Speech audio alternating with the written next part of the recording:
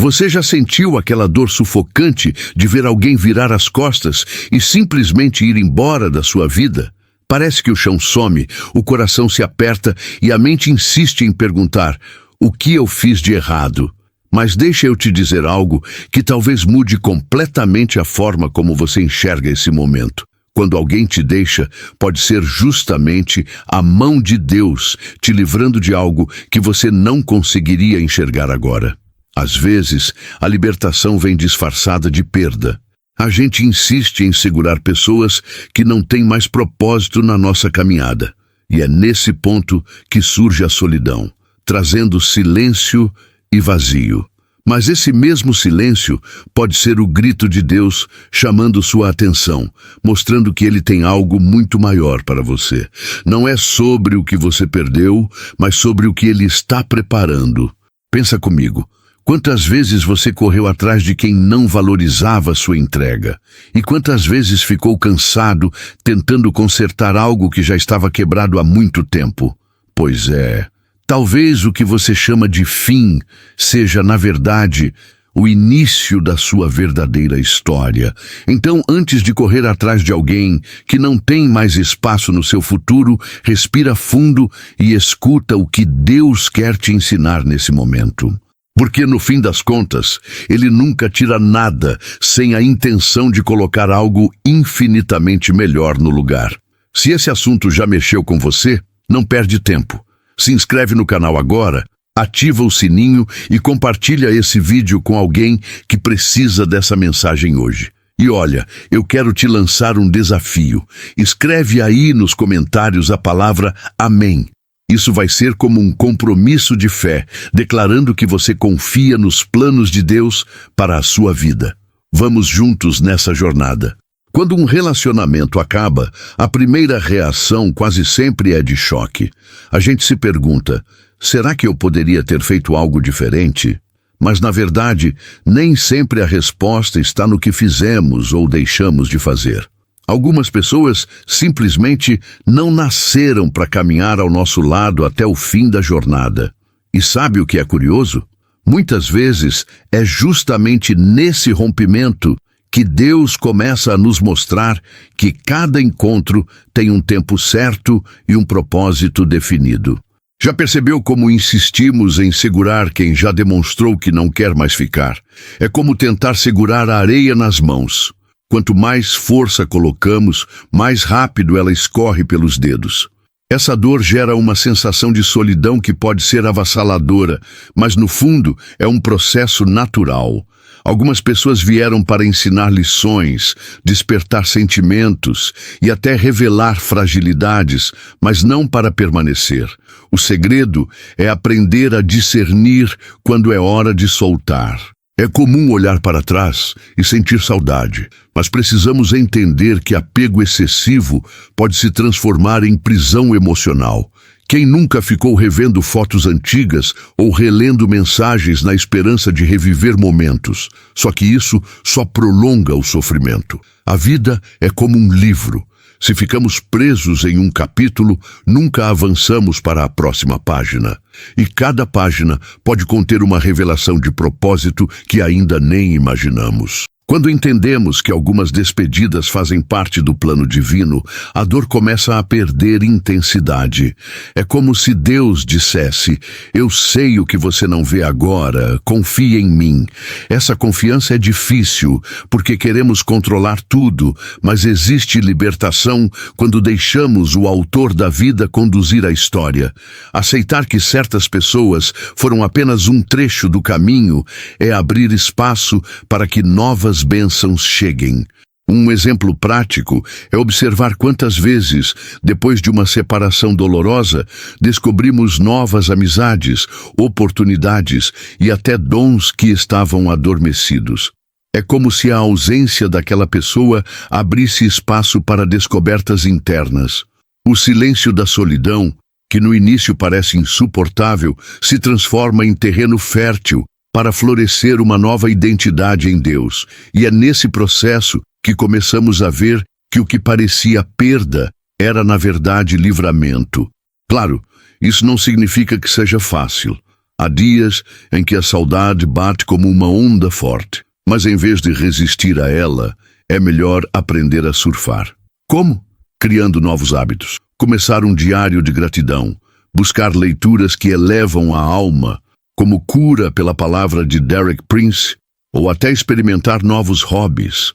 Essas práticas ajudam a redirecionar a energia emocional, mostrando que o fim não é sinônimo de vazio, mas de recomeço. No fim, relacionamentos que chegam ao término são como estações do ano. Cada um traz sua beleza, mas nenhum dura para sempre. O inverno não é castigo, é preparação para a primavera. Da mesma forma, quando alguém vai embora, abre-se espaço para que a vida floresça de novo. E esse florescer acontece quando entendemos que a verdadeira companhia, aquela que nunca falha, é a presença de Deus. Mas esse é só o início da caminhada de cura. Existe uma dor peculiar em tentar manter alguém por perto, quando no fundo a gente já sente que essa pessoa partiu há muito tempo. É como conversar com um corpo presente, mas com a alma ausente. A mente cria desculpas, inventa esperanças, mas o coração sabe, algo mudou. Essa insistência em segurar o que já não existe machuca mais do que a própria despedida. É como nadar contra a correnteza até perder as forças. A insistência nasce do medo. Medo da solidão, medo de não ser amado de novo, medo de olhar no espelho e não se reconhecer sem o nós. Esse medo é traiçoeiro, porque faz a gente acreditar que o pouco de afeto que resta é melhor do que nada. Mas será mesmo? Na prática, é como alimentar-se de migalhas enquanto a mesa de banquete preparada por Deus espera adiante. Só que, para chegar até lá, é preciso soltar o que não alimenta mais. E nesse jogo de insistir, a gente passa a negociar nossa identidade. Deixa de lado gostos pessoais, abandona sonhos e até se cala para não perder a companhia. É como se a própria vida fosse reduzida a manter um fio de ligação com alguém que já não nos enxerga da mesma forma. Essa entrega, no entanto, não gera paz. Gera um vazio silencioso que só aumenta com o tempo e rouba o brilho do propósito que Deus colocou dentro de nós. O curioso é que quanto mais tentamos segurar, mais a pessoa parece escapar. É como segurar uma pipa contra o vento forte. Em vez de voar junto, ela arrebenta a linha e some no horizonte. Essa luta interna consome energia emocional, gera ansiedade e muitas vezes até sintomas físicos como insônia e falta de apetite. O corpo fala o que o coração não quer admitir. Já é hora de liberar, mas é difícil aceitar porque sempre vem aquela voz. E se eu tivesse tentado mais um pouco? Esse pensamento é enganoso. Claro, esforço é válido em qualquer relação, mas esforço unilateral é sinal de prisão. Relacionamento não é corda puxada de um lado só. É parceria, é troca, é caminhada. Quando um insiste sozinho, não há futuro. Só desgaste. E o que desgasta não vem de Deus, porque Ele é fonte de paz e não de tormento. É nesse ponto que precisamos buscar libertação. Não aquela libertação mágica que apaga a dor de uma vez, mas a que começa com pequenos passos. Dar-se permissão para chorar, conversar com amigos de confiança, buscar apoio em leituras como O Poder da Oração que Transforma Seu Casamento, de Stormy Omartian, mesmo que não seja o seu caso. Porque aprender sobre relacionamentos saudáveis já é um caminho para reconstruir. No fim, insistir em quem já se foi é como carregar uma mala pesada em uma longa viagem. Chega uma hora que precisamos escolher entre largar a carga ou perder a chance de continuar andando. Quando soltamos, a caminhada fica mais leve, e é nesse alívio que surge o espaço para que Deus se manifeste, trazendo consolo, direcionamento e a certeza de que a solidão não é abandono, mas preparação. O próximo passo dessa jornada é descobrir de onde vem, de fato, nossa identidade. Quando alguém nos deixa, é comum a mente pregar peças. Será que eu não fui bom o suficiente? Será que não sou digno de amor? Essas perguntas corroem a autoestima e fazem a gente acreditar que o valor depende do olhar do outro. Só que essa é a maior mentira que podemos aceitar. A verdadeira identidade não se constrói em aplausos humanos, mas no fato de termos sido criados à imagem de Deus. Viver buscando aprovação constante é como correr em uma esteira. Gastamos energia, mas nunca saímos do lugar.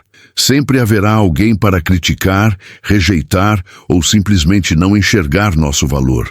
É por isso que ancorar a identidade em pessoas é perigoso. Quando elas se vão, levam junto nossa paz. Mas quando firmamos quem somos em Deus, nada externo pode roubar nossa essência. Deus não nos mede pelo fracasso de um relacionamento ou pela opinião de alguém que não soube nos valorizar. Ele olha além, enxerga propósito onde outros só viram defeitos. É como um artista que entende a beleza de uma tela inacabada, sabe o potencial que ainda existe ali.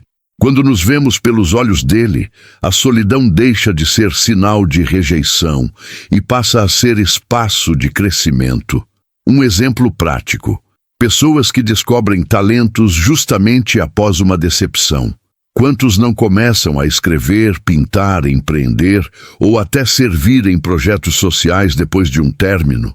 Isso acontece porque, sem o peso da aprovação alheia, há espaço para experimentar. E essa descoberta nos aproxima da nossa essência, que é revelada não no espelho da opinião humana, mas no reflexo daquilo que Deus diz sobre nós. Reconhecer a identidade em Deus também nos liberta da comparação. Sabe aquele hábito de stalkear a vida do outro nas redes sociais e sentir-se menor? Isso acontece porque esquecemos quem somos. Quando lembramos que somos filhos de um Criador que nos ama sem condições, a régua muda. Não se trata de ser melhor do que alguém, mas de entender que já somos completos nele. Para começar a internalizar essa verdade, uma prática poderosa é declarar em voz alta passagens bíblicas sobre identidade. Por exemplo, repetir diariamente: eu sou amado, eu sou escolhido, eu sou filho de Deus. Pode parecer simples, até estranho no começo, mas com o tempo essa verdade começa a se enraizar. E quando isso acontece, a libertação de dependência emocional se torna inevitável.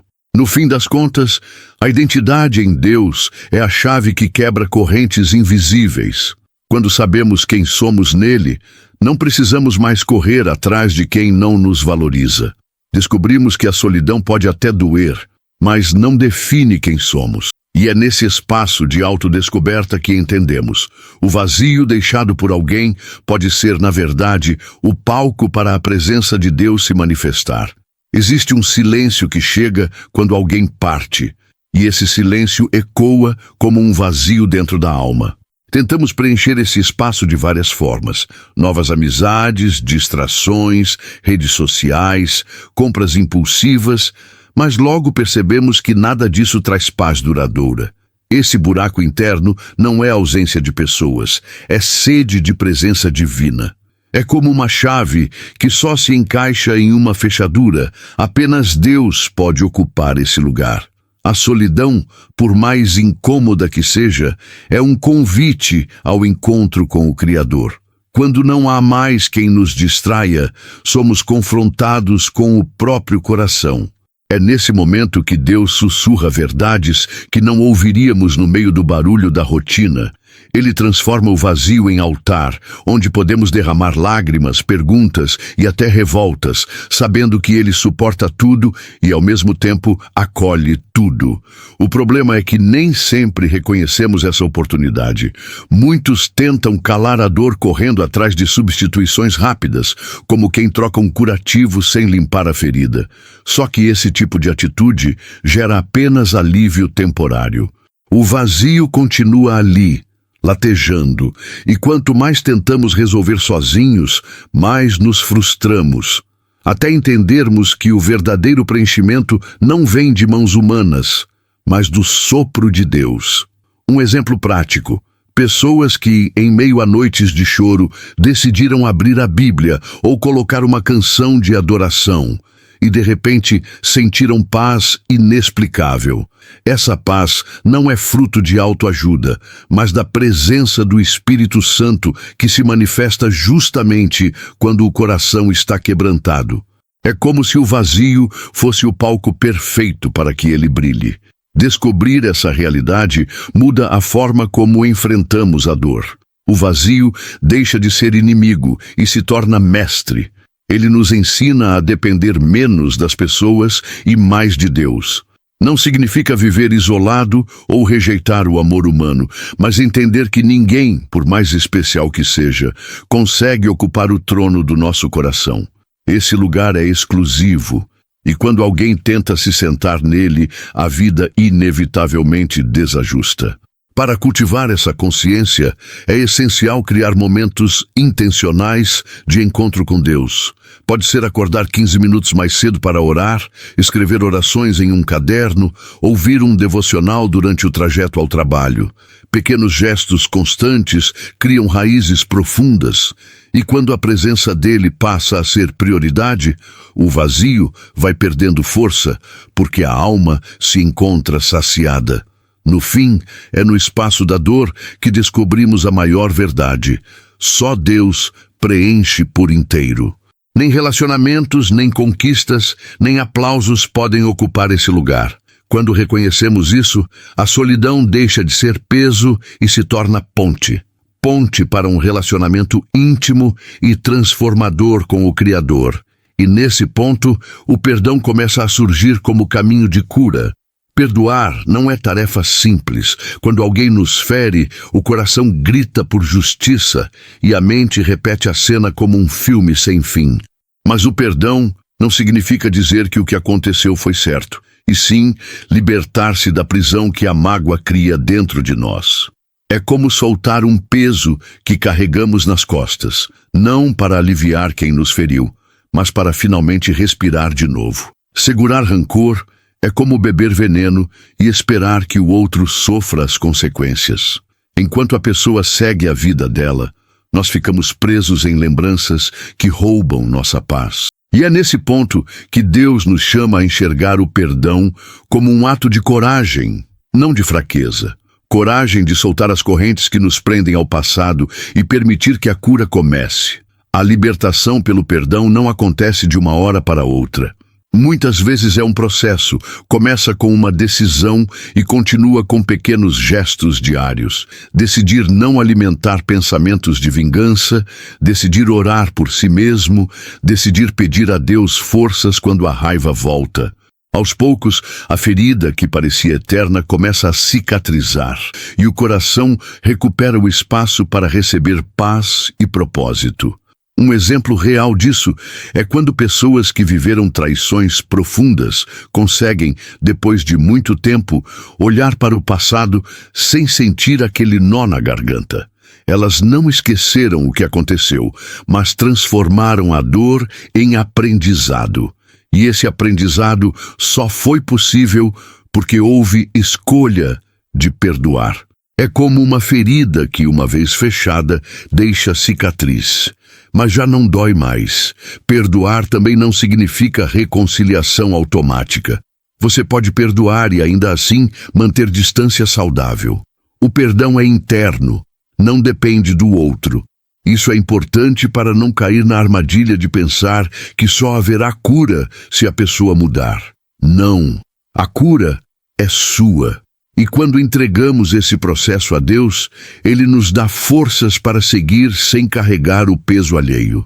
Praticar o perdão pode começar de formas simples. Uma oração sincera. Senhor, eu não consigo perdoar, mas decido liberar perdão em Teu nome. Ou escrever uma carta que nunca será enviada, apenas para tirar o peso da alma. Esses atos pequenos têm poder, porque o coração se abre para que Deus opere a transformação. E de pouco em pouco, a solidão causada pela ferida vai se transformando em libertação. No fim, o perdão é um presente que damos a nós mesmos. Ele abre espaço para novas histórias, limpa a alma de ressentimentos e nos permite caminhar leves. Não é esquecer, não é aprovar, mas é escolher não viver aprisionado ao que passou. E quando finalmente soltamos, descobrimos que há esperança no horizonte, pronta para nos conduzir ao recomeço que Deus já preparou. Todo fim traz consigo a sensação de que nada mais fará sentido, mas, com o tempo, percebemos que a dor pode ser uma grande professora. Ela ensina sobre limites, revela forças que nem imaginávamos ter e, principalmente, mostra que sempre existe a possibilidade de recomeçar. O segredo é enxergar o recomeço não como plano B, mas como a chance de viver algo novo que Deus já havia preparado antes mesmo da queda. Recomeçar não significa apagar o passado, mas ressignificá-lo. Aquilo que foi lágrima vira aprendizado, e o que parecia perda se transforma em combustível para seguir em frente. É como o ouro que só brilha depois de passar pelo fogo. A dor refina a alma. A esperança nasce justamente nesse ponto, quando entendemos que a dor não veio para nos destruir, mas para nos fortalecer. Muitos se perguntam, mas como recomeçar se tudo me lembra o que perdi? A resposta está nos pequenos passos. Arrumar o quarto de forma diferente, iniciar um curso, investir em um projeto pessoal. Cada ação prática é um símbolo de que a vida continua.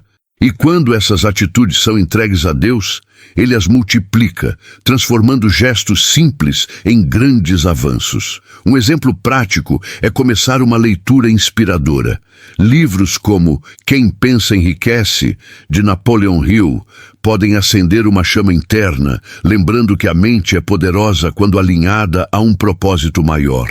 E se esse propósito for colocado diante de Deus, a esperança deixa de ser apenas teoria e se torna experiência real, guiando cada decisão do novo caminho. É natural sentir medo do desconhecido.